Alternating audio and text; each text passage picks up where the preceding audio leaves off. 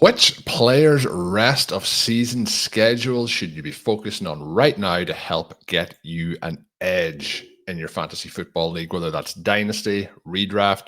We want to win those championships. And there is a lot of teams around the league where if you look at the schedule so far, how that favors for the certain position groups on different teams, that they may have either had a very tough run over the opening portion of the season or even over the last couple of weeks, or maybe they've had a soft run and that's about to change. Maybe there's some players that you need to start thinking about moving on. And that's what we're going to talk a little bit about on today's show. We're also going to talk about two of the wide receiver pickups that people have been spending their waiver dollars on over the last 2 weeks, and think about which of those we would rather have just in a vacuum, but also based on the schedules having some of those wrinkles that I mentioned a moment ago moving forward. Shawn, we're here. We're ready to record prior to Thursday Night Football here for this episode of RotoViz OT, so we won't be diving too much into those elements, but how are you as we approach week 9? It is hard to believe we are already into the business end of the fantasy football season at this point. Fantastic. This season has been so much fun. I had a blast doing the early week shows with you, going over a scintillating week 8. It was fun to work through the waivers, but it was also a challenge, Colm, because trying to find players to cut was a bit tricky. Now, Stephon Diggs was a very clear option in some leagues, but those FFPC rosters are looking very strong. We're about to move back into buys after a mid-season clean week 8. I think that is going to be a big deal for our rosters. We should be able to gap some teams during this stretch coming up. But there's also just so much to think about, so much to discuss. Ben and I had 2 really fun episodes of Stealing Bananas this week. Hopefully everyone will check those out. And Colm, the dynasty teams, also very interesting. Our startup league that we did this year has been a lot of fun. A lot of teams in the mix. We are in that group, certainly not the favorite. So that part has been really cool to go through. And then our Reanimators team that we took over a year ago is now on a 3-game winning streak, getting us back into the mix. We were able to add one of our main targets there. Colm, Cedric Tillman, Jalen Coker. What have these guys done over the last couple of weeks that have captured the imagination of the fantasy community? So we did talk a little bit about Coker on the Monday recap show, talking about the game versus the Broncos, and he gets in there into the end zone in that contest, has 6 targets, 4 receptions, 78 yards. Obviously, in one other previous contest, has 68 yards on the 4 receptions. Outside of that, it's been a little bit quieter, but he's working his way in, as you would expect for a player who hasn't come in with a huge amount or any, let's call it, draft capital moving in here. But the other part, Shawn, you touched on there, Stephon Diggs. Since we recorded those shows earlier in the week, Diggs has been ruled out for the rest of the season, which is obviously a huge disappointment. Obviously wishing him the best in his recovery, but we also had the change of quarterback for the Colts with Anthony Richardson being taken out with Joe Flacco coming in there. There's lots of maneuvering pieces, but one of the other pieces was Deontay Johnson getting traded to the Baltimore Ravens. So that opens up that pathway for who's going to be the lead man for the Carolina Panthers. Now, some people may say that we might be too brash on the thought process on this, but wide receiver 1, Shawn, Jalen Coker down there with the Carolina Panthers. Some people may also say that it's a downgrade to move back in with Bryce Young at quarterback, but that was who quarterbacked the team this past week when he did get in the end zone, had that production.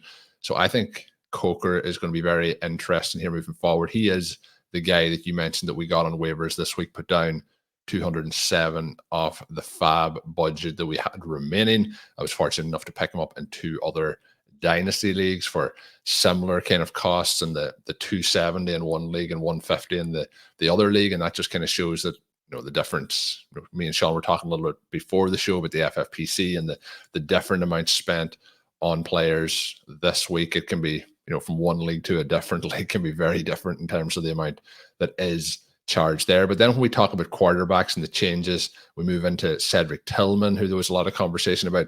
He also has had the former wide receiver one of that team moved out, and Amari Cooper to the Buffalo Bills. He has also now potentially, in my opinion, got a quarterback upgrade down to Deshaun Watson's injury.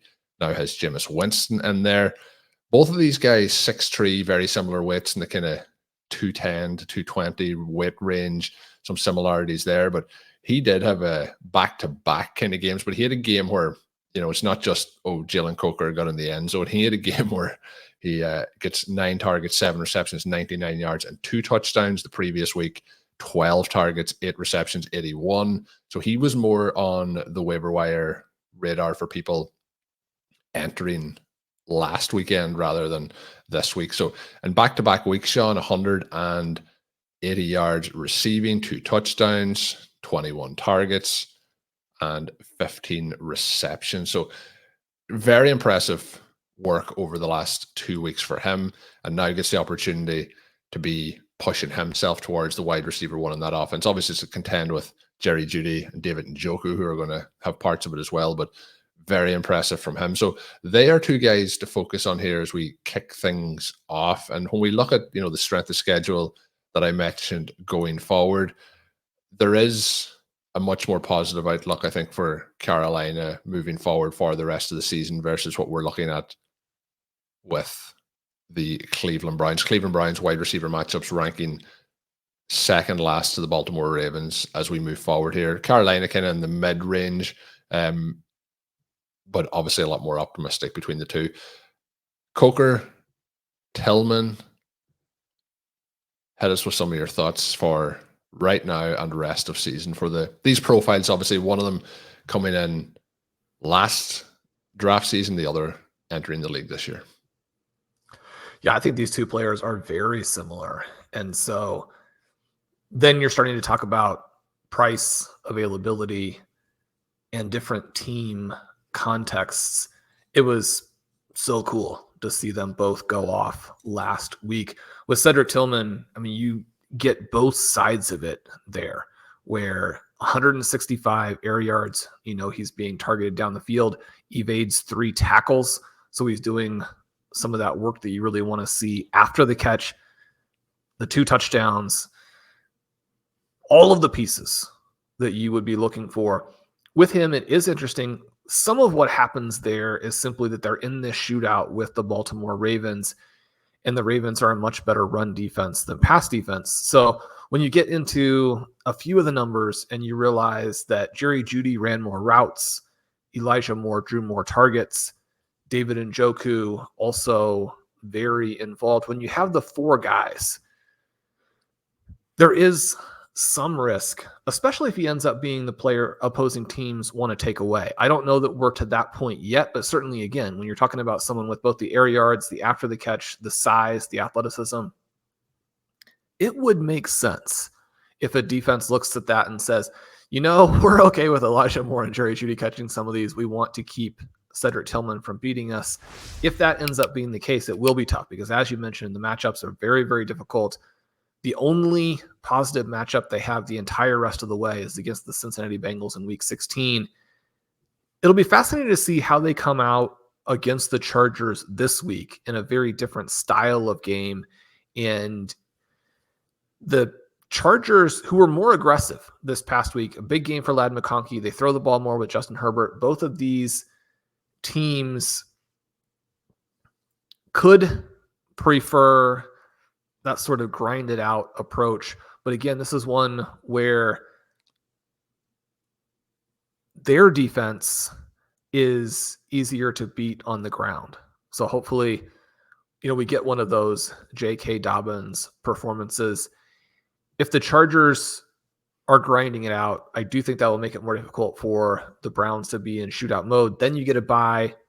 You come back out of that with a game against New Orleans, but then after that, 2 with Pittsburgh, Denver, Kansas City, all of those very, very tough. Now, that doesn't mean that they couldn't win in some of those. And by win, I mean that Jameis Winston would lead a successful passing attack with the variety. I do think that if you get those 4 guys involved, and one of the other elements that comes into play here is they go to Ken Dorsey. He does run a multiple scheme where you have the 4 players involved, and that makes it tough on the defense. So I'm enthusiastic for what they're going to do.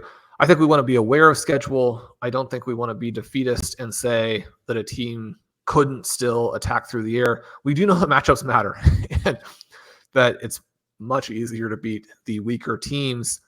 Colm, the other side of that then is that we get Jalen Coker, and it was interesting.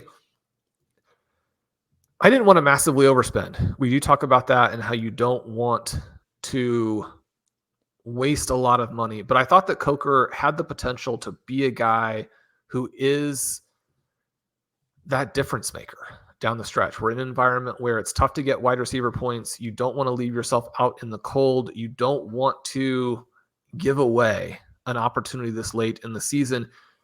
So I was willing to overbid a little bit this week if I ended up misjudging the market. I would, without having looked at the individual leagues, the overall waiver report, which again you can get at RotoViz, suggests that I did misjudge exactly where people were going to be. The median bid for him was just 60.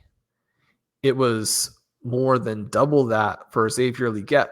But one of the things I think we want to keep in mind here, every game is going to be a little bit different, but this is one where Legette and Mingo run substantially fewer routes. You have Coker and David Moore up there at the top. Both of those guys actually do draw the targets. You get over 100 air yards for Coker, which in the context of Bryce Young being the guy who's pulling the trigger, that part is encouraging. You get the touchdown. The thing that I think we have to look at here with Coker is that he has gotten over the hurdles that an undrafted player needs to originally get over. And now we're looking at him from the perspective of what is he, as opposed to what he would have to do, because he's already done those things. And you look at him at Holy Cross, granted, that's not a high level of football play, but the stats in college were extraordinary. They weren't good. They were off the charts, extraordinary. And he is a big receiver with plus athleticism. We're talking about a 42-inch vertical. Jalen Coker is open when he steps onto the field. That's something that the Panthers have been looking for. They spent that second-round pick with Mingo because of his athleticism, that first-round pick with Legette because of his athleticism. It turns out the guy who has the athleticism and can also play is the undrafted free agent. We know that this has been a big priority for the Panthers. I'm not saying that this is in any way, shape, or form going to be something that is more than a one-week deal, but I think that you have to take that risk when you have a wide range of outcomes and the upside is so significant. I think there's some risk that Bryce Young plays well enough this week that we don't go back to Andy Dalton. And if that's the case, it's probably not good. It lowers the ceiling quite a bit. But you think through what would have to happen for Bryce Young to maintain the job. And basically that translates back to Jalen Coker would have to play really well. So the thing that would allow you to have the quarterback you don't want is that the receiver that you do want to be a star flourishes. Yeah, it's almost a case of like they would link into each other. It would be like I'm not sure if this is the completely correct term, but like a symbiotic relationship where they're both working together to help each other succeed. I think it'd be a lot of fun. I know he was out for a couple of weeks with Bryce Young. He's sitting on the sidelines.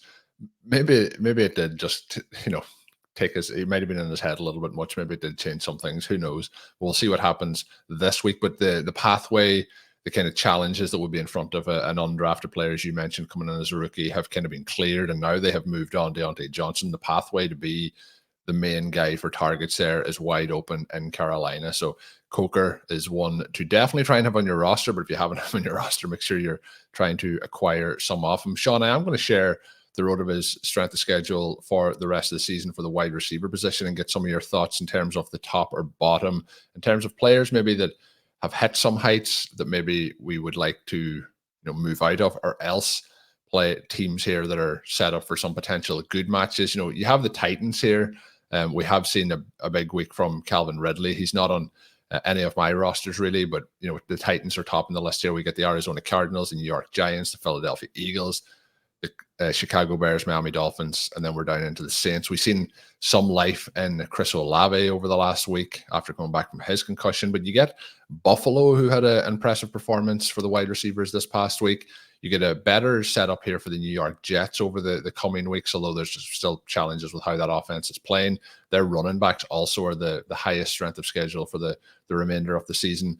But we did talk, Shawn, about the struggles that Chicago had this past week. Maybe this here shows slightly more positive outlook for them. But looking through this list, I do think Buffalo, it's going to be hard to acquire the names that are there based on the success that they've had.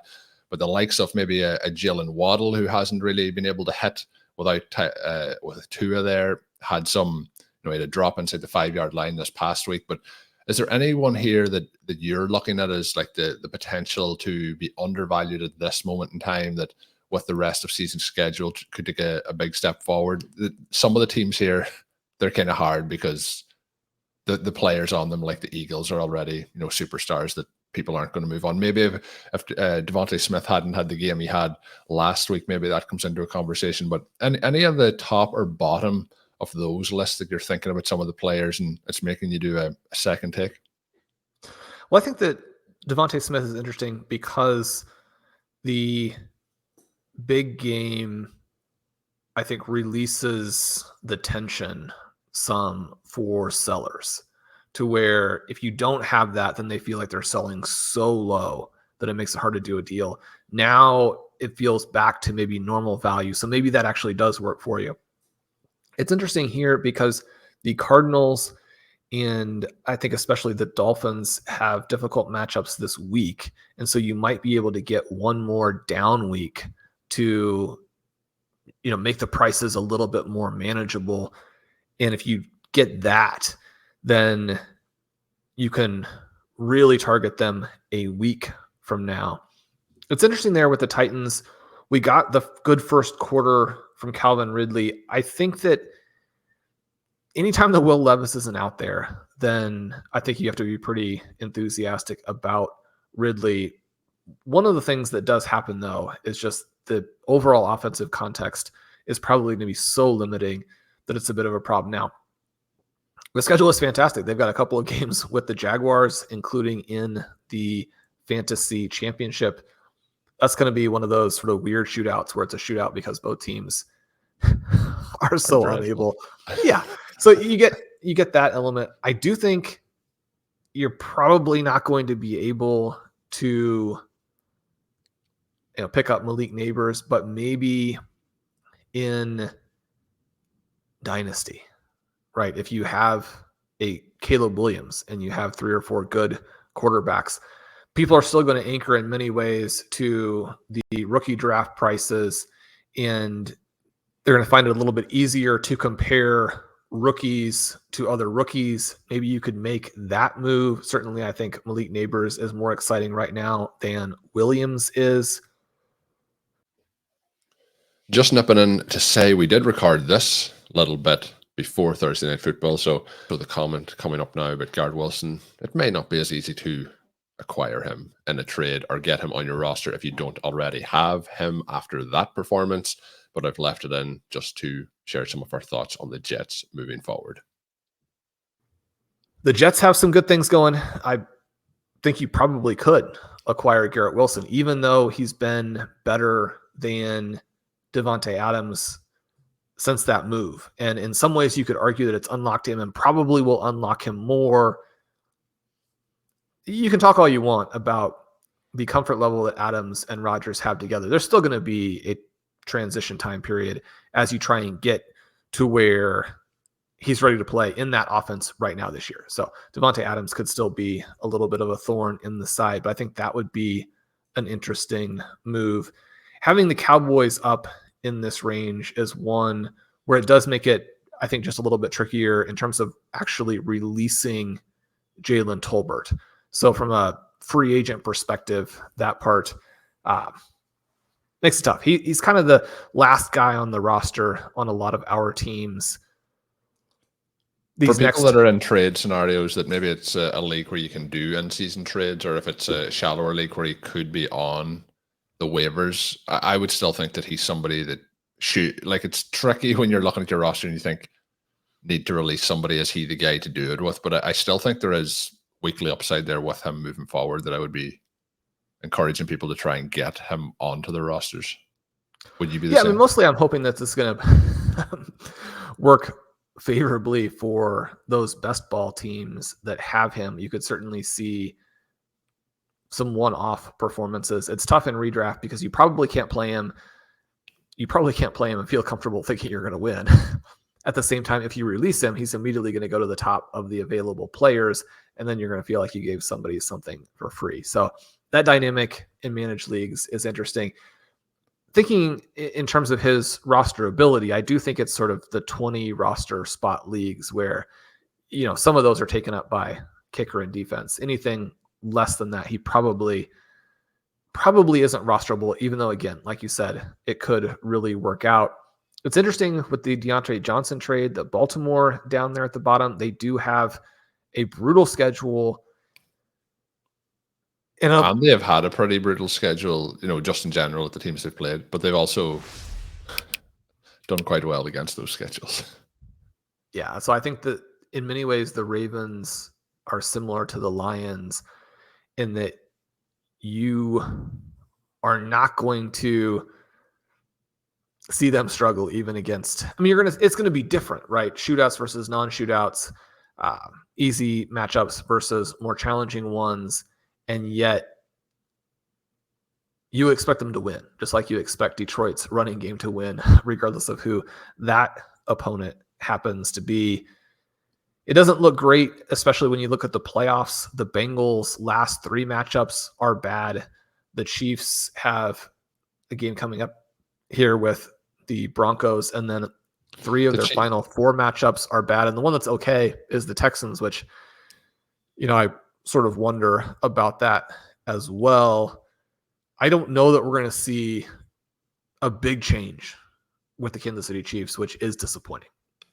The other part with some of these teams, when you're looking at the Jets for the rest of the season, obviously they make the trade for Adams and they're hoping to, bounce themselves back into form and towards the playoffs, but they are in a difficult situation now. And you wonder, if it gets to a point in the season where if there's niggles or small injuries or any concerns like that the likes of a Wilson, doesn't get the same work or isn't active in every game. I think he will be, but there's some of the things that I would worry about with a team that, starts to fall away for them towards the back end of the season. Some of these teams, Shawn, when you look at the Bengals and the talent that they have in the likes of a T. Higgins and a Jamar Chase, is that situations where you're looking at this here and you're thinking, you're going to bet on the players, or will there be situations where you're looking at this in a league where you could potentially move a Jamar Chase and think, maybe that's what I should do? I don't think that betting on the Bengals has been very successful, certainly not in the same way as a few of these other teams that we have mentioned as being an unstoppable force. You think back to the last handful of seasons where the Bengals get off to a bad start. You think about all the excuses that they have every time that something goes poorly. And I don't necessarily mean from the coaching staff or the players, but just they are not putting out this narrative that we can beat you regardless. It's much more the thing where you do actually expect context to matter quite a bit for the Bengals.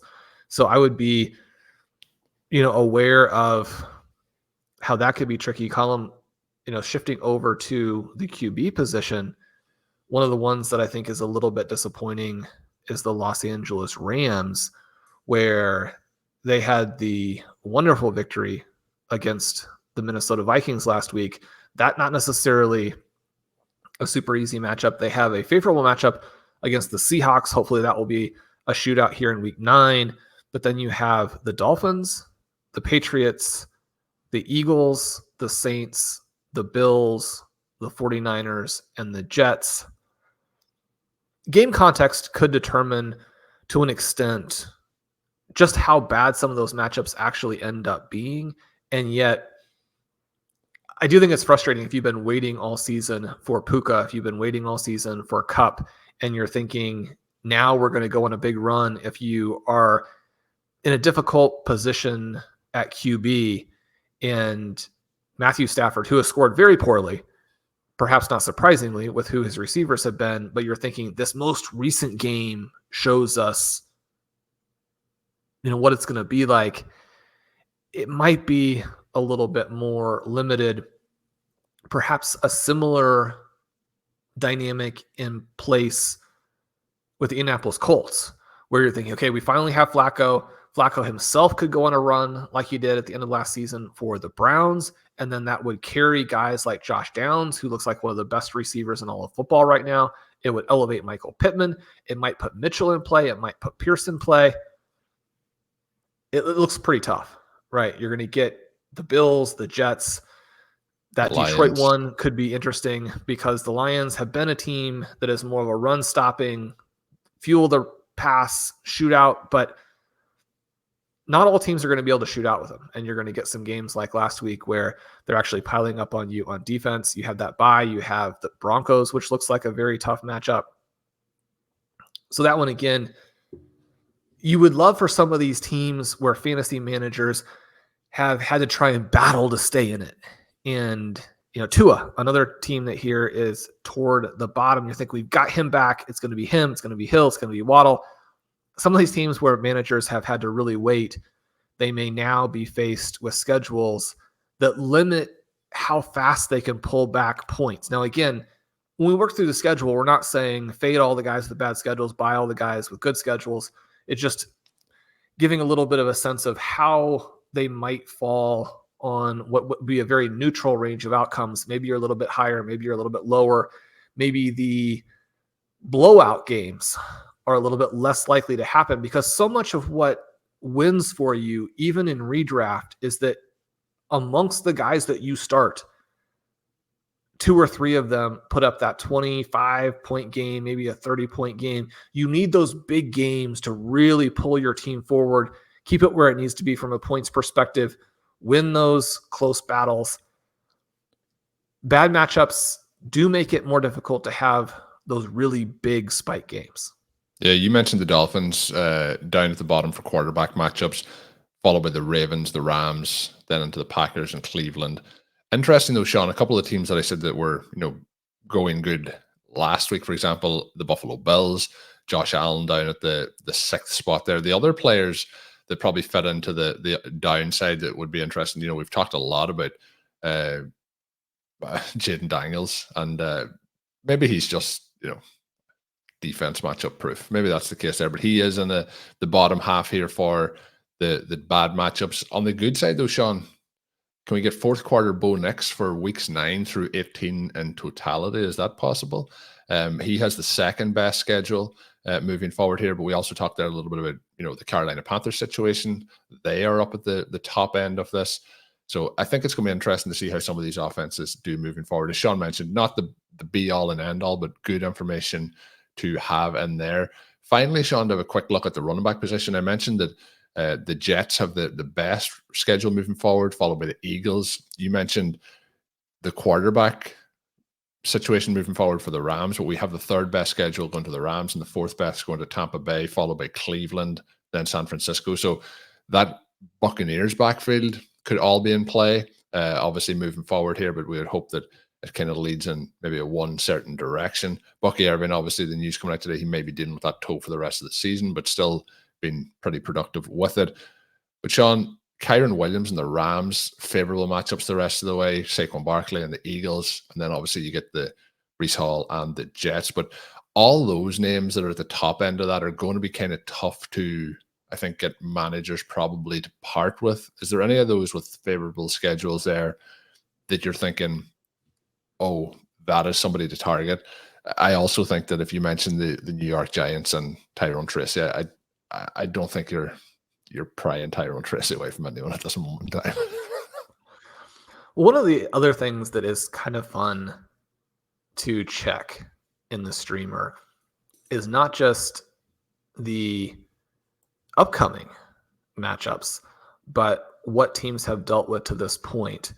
And the Buccaneers have had the second most difficult schedule. The Rams have had one of the most difficult schedules. And so in an environment where that flips, then it could be even a little bit more of, again, not saying this is the end all and be all, but it moves where sort of your baseline expectation is a little. So if a team has faced one of the toughest matchups to this point and the players are still thriving, you might even move them up a tiny bit more in terms of what you think just a normal outcome would be. I think that's pretty exciting when you talk about where the Bucs are going to go. We look at the overall schedules. It's one of the reasons why I don't think that you're going to necessarily see a massive fall or a big slide from some of these guys who frankly don't have great peripherals. We look at those guys at the very top, all three very big names. You have Breece Hall, you have Saquon Barkley, you have Kyren Williams. SIS doesn't give them great scores and points above average per play as runners. And yet the environment is going to be good for them in terms of opponents. I also think the environment is going to be good on an individual team basis, where the Rams now have things set up to where we could have even more goal line carries for Kyren Williams. The Eagles are creating a ton of space for Saquon Barkley, and it's very difficult to corral him when you have to account for all those other pieces. The thing that helps you if you're playing against Barkley is simply that they're not passing to him. And so that knocks down his range. Again, if you don't have really any receiving EP, then you got to do it all as a rusher. You've got to get into the end zone. They haven't been emphasizing that. With Breece Hall, the rushing peripherals aren't good, but we know that he can break the big plays. He's also up at the top there as a receiver. That part will be interesting. But I think that if you're looking for, it's weird to say that we're looking for a bounce back from Breece Hall, someone who creates highlight plays every week and has so much value as a receiver. But we could see him really make a jump as a runner, I think, especially now with the coaching change and especially with Devonta Adams. So people tend to think of guys like Breece Hall as being completely impossible to acquire. That's not really true. You just have to offer a similar value, right? So you have to offer someone like a Bijan Robinson. You have to offer someone like a Saquon Barkley. You have to offer someone like a CD Lamb. Maybe still in many of those cases, the manager still defaults to the safe thing of not having to look back and say, I can't believe I traded Breece Hall. But the upside of that would be, I can't believe I did not go out and get CD Lamb or Bijan Robinson or Saquon Barkley when that player was offered to me. Some of those things where you're just kind of shifting around the deck chairs, maybe that doesn't matter to you too much. But there can be situations in Dynasty where you're thinking through what the implications are, or where your team actually really needs something. So maybe even a Justin Jefferson for a Breece Hall, if that's a good fit for you and your league mate, you might want to do that. I think that Christian McCaffrey is going to be coming back into a great situation. So if you have managed to keep a McCaffrey team alive, I think there's hope. That's kind of the opposite of what we were talking about with some of those quarterbacks where you've been having to wait and now you're still not going to get anything. With Christian McCaffrey, I don't think people are looking at the schedule and say, well, if Christian McCaffrey doesn't have a good schedule, he's not going to score, right? You're going to score. But if you can get to 28 instead of 22, or if you can get to 24 instead of 16, those are big differences. They might be enhanced a bit by the schedule, especially someone like McCaffrey, where you would anticipate that they limit his touches, both because of injury and because of how well his backups have played. In a softer schedule, maybe you get to that number you need on fewer opportunities. That would be great for him. The other one that jumps out to me here is Nick Chubb. Yeah, he was one of the big stars of the Zero RB universe right up this week. Colm, what did you think there? Are you on board the Nick Chubb bandwagon? I've been waiting for this kind of moment all through the off season. I mentioned on a lot of shows that I ended up drafting a lot more Nick Chubb than I had previously anticipated, especially coming off the injury, older running back. But at the prices he was for that best ball season, ended up with a lot of them on the roster. That means you have to be patient. You have to hope your teams, like you mentioned, are still in contention. But he has come back in. He gets the short touchdown the first week that he is back against the Bengals. But then this past week, it's the 16 attempts for 52 yards. Nothing that's like overly going to blow off the page. But I think in terms of what he was actually doing on those carries and some of the movement that he is able to show. We talk about a lot of these running backs coming back, and is there agility there? Is there, change of direction there? There was a number of plays this week where it looked like he was, not far off. And obviously prime Nick Chubb is obviously a different beast, but I think that there's a lot to be positive about, and he was facing against that Ravens defense. So I think if you can go ahead and acquire him, there's people may have held him all season. They might want to be in the same position now that I'm in, where you're going to use what you've held on to all that time. But I do think there's going to be some teams that might be like, well, he's back in it. 52 yards. He's 74 yards rushing over the last 2 weeks on 27 carries. Maybe people aren't all that excited about it. So I do think there might be a buy opportunity there, and his strength of schedule moving forward is one of those in that positive section. Shawn, you did mention a moment ago, and I'm just going to mention for people listening in, the bottom end of things: Jacksonville, Denver, Pittsburgh, Minnesota, the LA Chargers, Houston, Indianapolis. So Jonathan Taylor owners out there, and then Carolina Panthers. But you did mention something there that some people might not be aware of in terms of finding the previous time of schedule. So you can do a custom range when you're in the tools on rotoviz.com. And when you are up there, you're able to put it to previous weeks as well as future weeks. So I know that people, Shawn, might go into this and want to look for the playoff weeks. So they're slotting the filters to that. But if you slot it for what I have done here is weeks 1 through 8, you're able to pull up all that information and see what it was previously, as well as the week by week matches. So there's always, it's like that sort of thing, Shawn, we talk about. Sometimes we talk about the tools and you can get lost in the tools, spending time in there. But there is a lot of stuff. There's so much available that sometimes, it slips by. People mightn't even be in there jumping in to see what all it gives you. So I would recommend heading over to RotoViz, checking out the tools up on site. If you haven't signed up, or maybe you're renewing, you can use the code RVRadio2024 at checkout to get yourself a 10% discount off a RotoViz NFL Pass. It gets you access to all of the content and tools.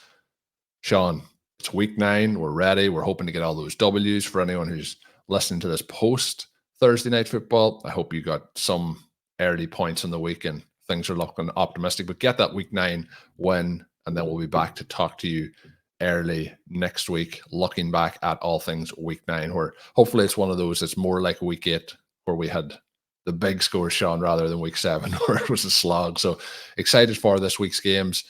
And my name is Colm Kelly. You can follow me on Twitter at @overtomorrow. My co-host, as I mentioned, is Shawn Siegele. You can check his work up on rotoviz.com. And until we are back, have a good one.